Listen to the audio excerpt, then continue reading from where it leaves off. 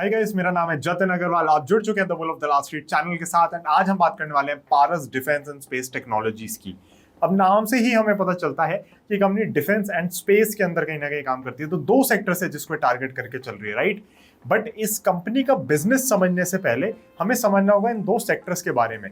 तो in depth हम जाएंगे ये समझने के लिए कि इस कंपनी को कैसे इफेक्ट करते हैं ये दो सेक्टर्स में फंक्शनिंग कैसे होती है, ताकि हमें क्लैरिटी हो सके कि पारस डिफेंस एंड स्पेस टेक्नोलॉजीज का जो खुद का बिजनेस है वो किस तरीके से आगे दिख सकता है हमें। अभी कंपनी क्या कर रही है, किस तरीके से आगे बढ़ रही है, सब हम डिस्कस करेंगे। वर्टिकल्स क्या है बिजनेस के, सब कुछ देखेंगे। तो इस वीडियो के अंदर एक कॉम्प्रिहेंसिव रिव्यू होने वाला है बिजनेस का, जो कि है पारस डिफेंस। तो चलिए स्टार्ट करते हैं इस वीडियो को।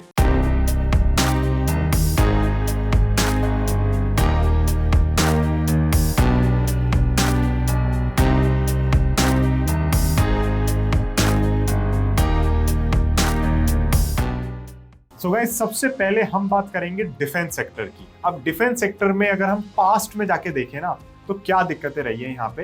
हम पास्ट में अगर जाते हैं तो हम देखते हैं कि सबसे पहले इंडिया बहुत ज्यादा इंपोर्ट करता रहा है डिफेंस गुड्स, एंड क्योंकि वो इंपोर्ट करता रहा है तो कहीं ना कहीं हमने देखा है कि यहाँ पे फिस्कल डेफिसिट हमारा बहुत तेजी से ऊपर जाता है।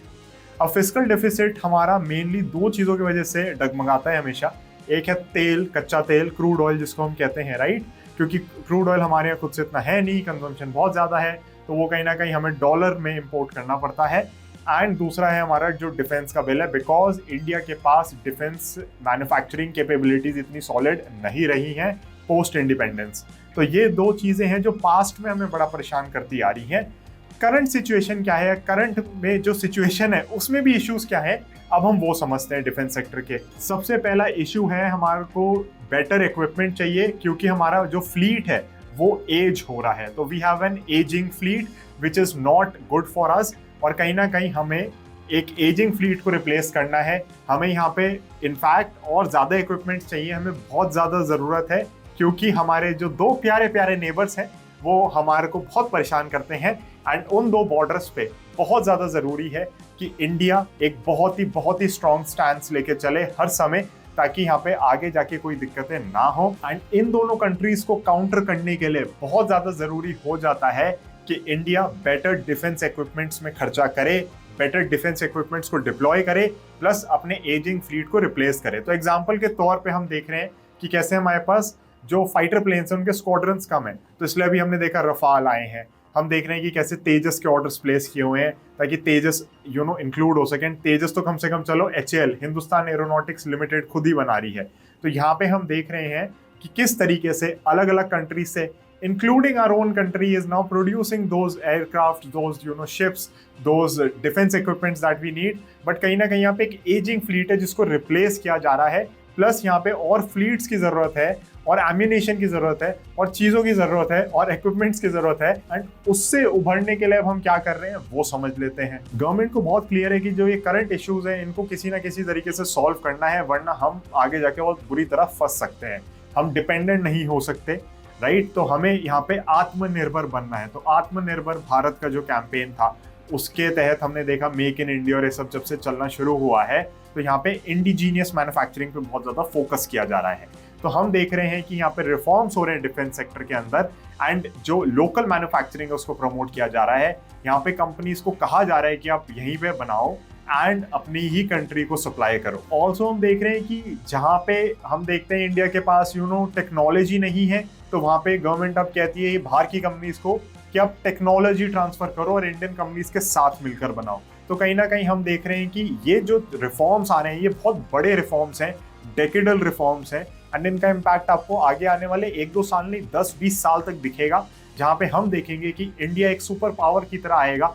And again, any super power that is a proper super power has defence as its main export, import नहीं एक्सपोर्ट। तो यहाँ पे हम देख रहे हैं कि गवर्नमेंट की जो पॉलिसी चेंज हो रही है वो कहीं ना कहीं जो एक्सेलरेटेड स्पेंडिंग हो रही है वो कहीं ना कहीं लीड करेगी फ्यूचर में कि हम एक डिफेंस एक्सपोर्टिंग नेशन बन सकें, जिसके पास बहुत ही स्ट्रॉन्ग इंडिजीनियस मैन्युफैक्चरिंग कैपेबिलिटीज हैं। अब गाइस हम बात करते हैं दूसरे सेक्टर की, जो कि है स्पेस का। जब चंद्रयान 3 लैंड किया ना, तो सब लोग इतना खुश थे, इतना गर्व था सब लोगों को।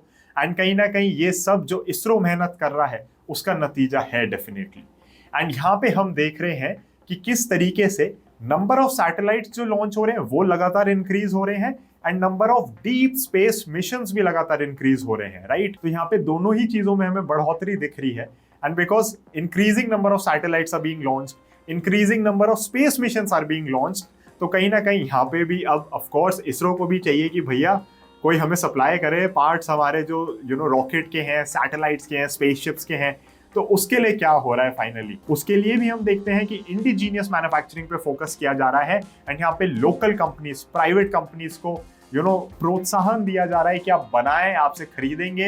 एंड यहाँ पे हम देख रहे हैं कि यहाँ पे भी एक एक्सेलरेटेड स्पेंडिंग का ट्रेंड है जो कि स्पेस मिशंस की हो रही है इसरो की तरफ से। एंड हो क्या रहा है कि ये जो एक्सेलरेटेड स्पेंडिंग हो रही है ना, तो कंपनीज को समझ आ रहा है कि अच्छा भैया अब हम पार्ट सप्लाई कर सकते हैं, यहाँ पे अब हमें बिजनेस की विजिबिलिटी दिख रही है क्योंकि लगातार स्पेस मिशंस हो रहे हैं। तो क्योंकि बिजनेस की विजिबिलिटी है, so companies are willing to put their own money, their capital to use in such industries, in such sectors. अब गाइस हमने समझ लिया कि डिफेंस सेक्टर को लेके क्या सिचुएशन चल रही है और स्पेस सेक्टर को लेके क्या सिचुएशन चल रही है।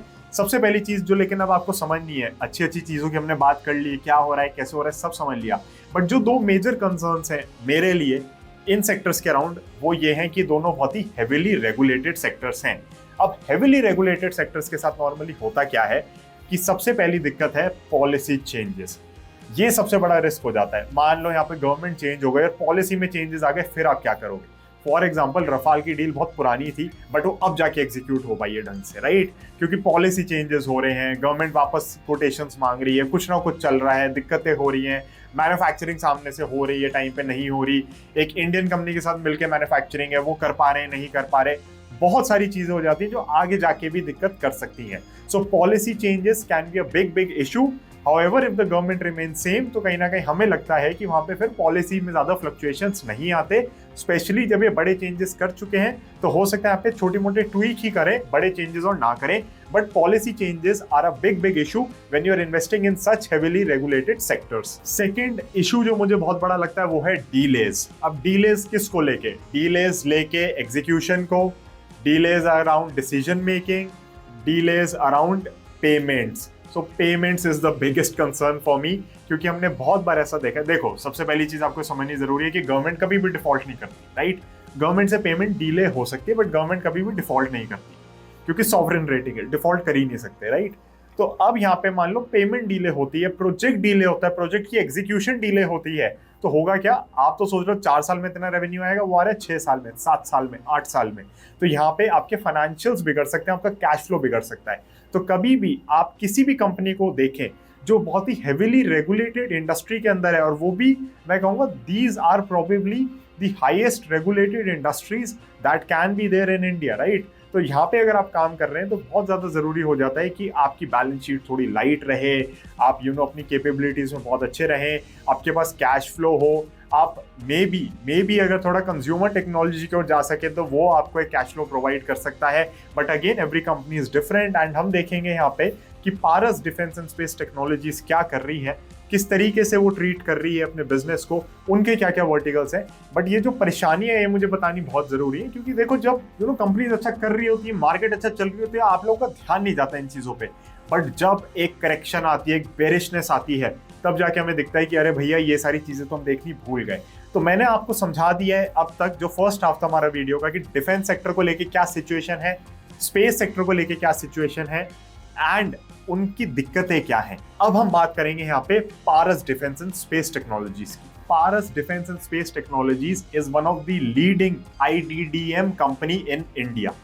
प्राइवेट सेक्टर की अगर हम बात करते हैं, अब ये IDDM क्या होता है इसकी फुल फॉर्म हम जान लेते हैं, indigenously designed, developed and manufactured. तो कहीं ना कहीं हम देखते हैं कि पारस डिफेंस का जो बिजनेस है वो इन दो सेक्टर्स में तो है, बट ये इंडिजीनियसली यानी कि घर में ही, इंडिया में ही डिजाइन कर रही है, डेवलप कर रही है और मैन्युफैक्चर कर रही है उन प्रोडक्ट्स को जो यूटिलाइज हो रहे हैं इन दो सेक्टर्स के अंदर। In fact Paras defence is the sole Indian supplier of critical imaging components such as large size optics and diffractive gratings for space applications in India.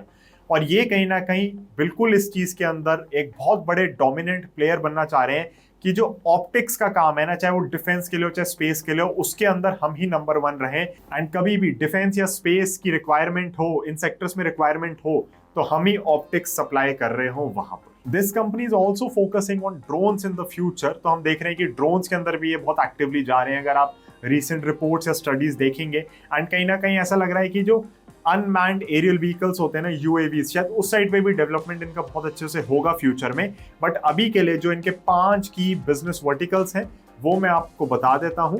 हालांकि फ्यूचर इसका ब्राइट है अगर इनको ऑर्डर्स मिलते रहते हैं, एंड इनका जो रिसर्च एंड डेवलपमेंट है उसके ऊपर ये फोकस अपना रखते हैं जिस तरीके से इन्होंने आज तक रखा है। सो द 5 की business verticals are defence and space optics, जिसके अंदर ये नंबर 1 है और नंबर 1 रहना चाहते हैं और सबसे बड़े प्लेयर बनना चाहते हैं। सेकंड आ जाता है defence electronics, then is your EMP protection, जो इलेक्ट्रॉनिक मैग्नेटिक पल्स होती है उसकी प्रोटेक्शन के लिए भी इक्विपमेंट्स वगैरह बनाते हैं। फोर्थ आ जाता है heavy engineering for defence, and fifth है नीश टेक्नोलॉजीज। तो ये इनके 5 बिजनेस वर्टिकल्स हैं। अब आप कहोगे जतिन बिजनेस वर्टिकल्स तो बता दिए बट प्रोडक्ट्स भी दिखा दो क्या क्या है। तो इस समय आपके स्क्रीन पे आप देख सकते हैं कि डिफेंस एंड स्पेस ऑप्टिक्स की जब हम बात करते हैं तो infrared lenses for thermal imaging systems and night vision cameras बना रहे हैं, diffractive gratings for space cameras बना रहे हैं, large size optics for space imaging systems, optical domes for missile systems, metal mirrors for astronomy and space research. तो आप देख सकते हैं कि किस तरीके से मल्टीपल प्रोडक्ट्स यहाँ पे हैं, चाहे वो जायरोस्कोप हो गया, चाहे वो ऑप्टोमैकेनिकल असेंबलीज हो गई, राइट। एंड हम अगर डिफेंस इलेक्ट्रॉनिक्स की बात करते हैं तो कंट्रोल सिस्टम्स हो गए, naval and shelter mounted command and control systems हो गए, एंड अगेन डिस्प्लेज वगैरह हो गए जो बनाने होते हैं। एंड ये आपके जो डिफेंस के अंदर जा रहे हैं तो इनको रगेड होना जरूरी है कि डैमेज ना हो जाए, आसानी से हर तरीके से काम कर सकें, हर एनवायरनमेंट में काम कर सकें, तो वो सारी चीजें बना रहे हैं। कम्युनिकेशन सिस्टम्स हो गए। हेवी इंजीनियरिंग की अगर हम बात करते हैं तो फ्लो फॉर्म ट्यूब्स बना रहे हैं, वैक्यूम ब्रेस्ड कोल्ड प्लेट्स बना रहे हैं, remotely controlled border defence system ये लोग बना रहे हैं। तो कहीं ना कहीं बहुत सारे पार्ट्स हैं, बहुत सारे इक्विपमेंट्स हैं, and these are some of the things that they are manufacturing, right.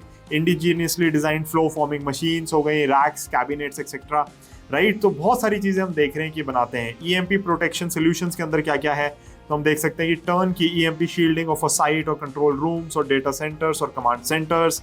उसके बाद हम देखते हैं कि रैक्स एंड कैबिनेट्स ऐसी बनाते हैं जो ईएमपी से आपको बचाती हैं, ऑन साइट इंस्टॉलेशन वगैरह भी करते हैं हर चीज़ की, एंड अलग अलग चीजें यहाँ पे आपके स्क्रीन पे समय आ रही हैं जो ये ईएमपी के अंदर भी करते हैं।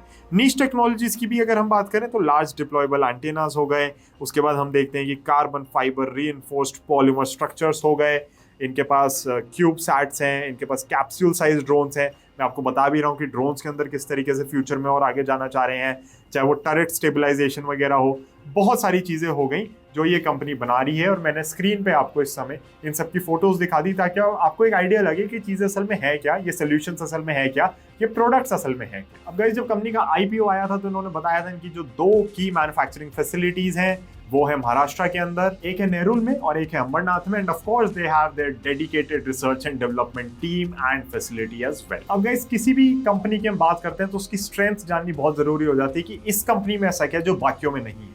तो इस कंपनी की हम स्ट्रेंथ समझते हैं, इस बिजनेस की हम स्ट्रेंथ समझते हैं। सबसे पहली जो स्ट्रेंथ है वो है कि ये wide range of products and services provide कर रहे हैं। जब हम डिफेंस और स्पेस की इंडस्ट्रीज की बात करते हैं, ऐसा नहीं है कि लिमिटेड 3-4 प्रोडक्ट्स हैं, अच्छे खासे प्रोडक्ट्स हैं। In fact Paras defence is one of those few companies जिसका फोकस ही सिर्फ डिफेंस और स्पेस के ऊपर है। हम बहुत सारी कंपनीज यहाँ पे देखते हैं, सरकार की कंपनीज अलग हैं जिनका फोकस एक ही जगह पे है, बट प्राइवेट सेक्टर में अगर हम देखते हैं तो कंपनीज बहुत जगहों को केटर कर रही है।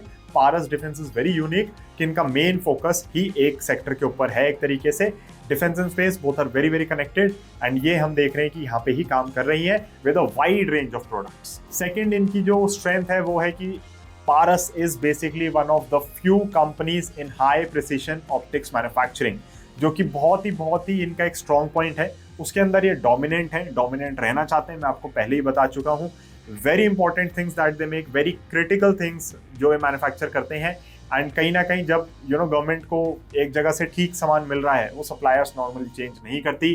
तो हम यहाँ पे देख सकते हैं कि ये जो कंपनी है अगर अपने प्रोडक्ट्स एंड क्वालिटी और ये सब कुछ मेंटेन करती है, मुझे नहीं लगता यहाँ पे कोई कस्टमर ये लूज करेंगे। The third strength is strong R&D capabilities, and वो किसी भी defence focus, space focused, technology focused, किसी भी कंपनी के लिए वो रिक्वायरमेंट रहती है। यहाँ पे भी मुझे लगता नहीं कि कोई दिक्कत है, because they have a strong research and development team and they are very very focused on building new products, new solutions for the requirements that the government, defence sector या फिर स्पेस सेक्टर हैज। फोर्थ है benefit from Atmanirbhar Bharat and make in India. तो government ने अपनी policies काफी change करी है, indigenous manufacturing के ऊपर बहुत ज्यादा फोकस है, बहुत ज्यादा पुश है, एक्सेलरेटेड गवर्नमेंट स्पेंडिंग है इस समय डिफेंस सेक्टर को देखते हैं, चाहे हम स्पेस सेक्टर को देखते हैं। तो यहाँ पे कहीं ना कहीं बेनिफिट मिलता है इस कंपनी को एंड ये एक बहुत बड़ा बूस्ट है पारस डिफेंस के लिए, बाकी प्राइवेट सेक्टर कंपनीज के लिए भी जो सेक्टर के अंदर काम कर रही हैं। नेक्स्ट स्ट्रेंथ हो जाती है कि इनके रिलेशनशिप्स बहुत अच्छे हैं अपने कस्टमर बेस के साथ। अब चाहे वो गवर्नमेंट हो, चाहे वो पीएसयू कंपनीज हो, चाहे वो प्राइवेट सेक्टर की इंडियन कंपनीज हो, चाहे फिर वो बाहर की कंपनीज हो, इंटरनेशनल कंपनीज हो, सबके साथ बहुत अच्छे रिलेशंस हैं एंड काफी लॉन्ग स्टैंडिंग रिलेशंस चल रहे हैं। एंड ये रिलेशंस बहुत ज्यादा जरूरी होते हैं, क्योंकि मैं आपको एक एग्जांपल देता हूँ। मान लो एक शिप बन रहा है, उस शिप के ऊपर मान लो मैज़गॉन कहती है कि शिप हम बना लेंगे, ठीक है जी शिप आप बना लो, बट शिप आप बना रहे हो उसके ऊपर गन्स लगनी है, उसके पास ईएमपी प्रोटेक्शन लगनी है, उसके में मे बी हो सकता है कि अलग अलग कैपेबिलिटीज आपको उसको देनी हो, वो जो कैपेबिलिटीज आप प्रोवाइड करना चाहते हो उनके क्रिटिकल कंपोनेंट्स हो सकता है कि कोई ऐसी कंपनी बना रही हो जो इंडिया के अंदर हो ही ना। तो आपको बड़े स्ट्रॉन्ग रिलेशनशिप्स चाहिए होते हैं जब भी आप डिफेंस सेक्टर में या स्पेस सेक्टर में काम कर रहे हैं, जहाँ पे टेक्नोलॉजिकल एडवांसमेंट की बहुत ज्यादा जरूरत है। एंड अगर आप ऐसे जगहों पे अच्छे रिलेशंस बना के चलते हैं तो ही ये काम हो पाते हैं, तभी टाइम पे प्रोजेक्ट्स फुलफिल हो पाते हैं। क्योंकि कोई चीज मान लो इजराइल से आ रही है, कोई जापान से आ रही है, कोई रशिया से आ रही है, कोई फ्रांस से आ रही है, कोई यूएस से आ रही है, कोई कहीं से आ रही है, कोई कहीं से आ रही है, तो ऐसे ही चल रहा होता है, राइट। तो यहाँ पे हम देखते हैं कि पारस डिफेंस की खुद के जो रिलेशंस हैं बहुत अच्छे हैं एंड ये रिलेशंस अच्छे होने बहुत जरूरी हैं, वरना इनको बिजनेस में आगे दिक्कत आ सकती है। And the last one that I see is a very very strong management team which is required. एक बहुत ही एक्सपीरियंस, बहुत ही बढ़िया मैनेजमेंट टीम है इनके पास, जो जानती है कि वो क्या कर रहे हैं। इनफैक्ट अगर आप इंटरव्यूज वगैरह सुनेंगे तो आप जानेंगे कि वो बिजनेस ढंग से समझाते हैं। वो सबको कहते हैं कि क्वार्टर ऑन क्वार्टर मत देखो, बिजनेस की विजिबिलिटी को देखो, बट होता क्या है कि लोगों को आदत है, एनालिस्ट्स को आदत होती है कि भैया क्वार्टर ऑन क्वार्टर बिजनेस को जज करना है। हालांकि मैं आप लोगों को बताऊंगा कि इस कंपनी को अगर आप प्ले करना चाहते हो तो आपको कैसे करना है। सो गाइस, बिजनेस हम समझ चुके हैं, अब हम जान लेते हैं कि इस कंपनी को आप प्ले कैसे कर सकते हो, because that is very very important. आप जानते हो मेरा सिस्टम है फंडामेंटल्स प्लस टेक्निकल्स का। फंडामेंटल्स हमने समझ लिए हैं, नंबर्स अगर आप चाहते हो आप स्क्रीनर पे जाके खुद से देख सकते हो, उसमें से कुछ है नहीं। यहाँ पे मैं आपको सबसे पहले बता दूं कि अभी रिसेंट जो ऑर्डर बुक का इनकी विजिबिलिटी है वो 600 करोड़ के अराउंड की है, तो ऑर्डर बुक अच्छी खासी स्ट्रॉन्ग है, उसमें कोई दिक्कत नहीं है। बट अब आपको प्ले कैसे करना है, क्योंकि आप खाली ऑर्डर बुक के बेसिस पे प्ले नहीं कर सकते, for the reason that I have told you. यहाँ पे डिलेज हो सकते हैं पेमेंट को लेके, एग्जीक्यूशन को लेके, इवन मैं कहूँगा प्लानिंग स्टेज में भी डिलेज हो सकते हैं। तो एक बार को लगे इनको कि ऑर्डर आ गया है, बट उसके बाद भैया डिले डिले डिले एंड पता नहीं वो ऑर्डर कब जाके फुलफिल हो रहा है। तब इनको प्ले कैसे करना है कंपनीज को, वो जानना बहुत ज़्यादा ज़रूरी हो जाता है। And I would strongly recommend कि आप पहली चीज तो ये देखें कि इनकी ऑर्डर बुक कितनी है, विजिबिलिटी कितनी है बिजनेस की, वो बहुत ज्यादा जरूरी है। पता चल रहा है ऑर्डर बुक ही नहीं आ रही तो फायदा क्या है। ऑर्डर बुक को देखने के बाद, जो कि एक फंडामेंटल फैक्टर है, हमें देखना है कि टेक्निकल चार्ट स्ट्रक्चर क्या कह रहा है। अब अगर आप यहाँ पे टेक्निकल्स को इग्नोर कर देंगे तो आप यहाँ पे मुझे नहीं लगता कभी ढंग से पैसा बना पाएंगे, बिकॉज ऑर्डर बुक के बेसिस पे आप कभी भी किसी कंपनी को बाय नहीं कर सकते। Most of the companies have a very very strong order book in this industry. ये इंडस्ट्री क्या, कंस्ट्रक्शन को देख लो, वहां पे बहुत स्ट्रॉन्ग ऑर्डर बुक होती है, बट इसका मतलब ये नहीं है कि वो कंपनीज आपके चार्ट्स पे भी सेम परफॉर्मेंस रेप्लिकेट करें। तो हमें समझना बहुत ज्यादा जरूरी है कि प्राइस मूवमेंट आए ना है वो बिल्कुल ही अलग है बिजनेस से। कभी कभी लॉन्गर टर्म में हाँ जी कोरिलेट कर जाएंगे, बट हो सकता है 3 से 5 से 10 साल ना कोरिलेट करें, किसको पता लॉन्ग टर्म कितना है। So it's very very important कि आप यहाँ पे टेक्निकल स्ट्रक्चर को फॉलो करें जब आप किसी भी कंपनी को, जो स्पेशली इतनी हैवी रेगुलेटेड इंडस्ट्री के अंदर है, काम कर रही है, उसमें अगर आप बाइंग करना चाहते हैं, उसको अगर आप प्ले करना चाहते हैं, तो यहाँ पे टेक्निकल्स पे जरूर नजर रखें। एंड ये टेक्निकल चार्ट आपको कहाँ मिलेगा, ये फ्री टेलीग्राम चैनल पे मिल जाएगा, जिसका लिंक डिस्क्रिप्शन में मैंने दे रखा है। So guys, that is it for this video. मैंने इसके अंदर आपको डिफेंस सेक्टर बता दिया, उसके साथ क्या हो रहा है, क्या हुआ था, क्या है फ्यूचर। मैंने आपको स्पेस सेक्टर के बारे में दे दिया सब कुछ अपडेट, एंड हमने बात करी यहाँ पे Paras defence and space technologies की।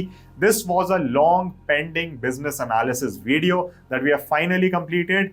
नेक्स्ट वीक आप लोगों के लिए आ रही है एमटार टेक्नोलॉजीज, तो उस वीडियो को भी जरूर देखिएगा।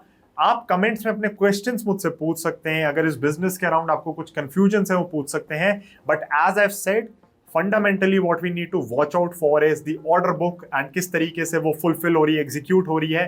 And technically what we need to watch out for is the chart structure. उसके बिना आप इन कंपनीज को कभी भी प्ले नहीं कर पाओगे, because you will never know कि कब क्या दिक्कत आ रही है। मार्केट की जो ग्रेटर विजडम है वो नॉर्मली जानती है कि क्या हो रहा है। डिफेंस कंपनीज उस समय चलनी शुरू हो गई जब किसी ने नहीं सोचा था। एंड ये मैं शिप बिल्डिंग कंपनीज की बात कर रहा हूँ, जिनको भी हम इस चैनल पे कवर करने वाले हैं बहुत ही जल्द। बट नेक्स्ट वीक आएगा एमटार टेक्नोलॉजीज का एनालिसिस।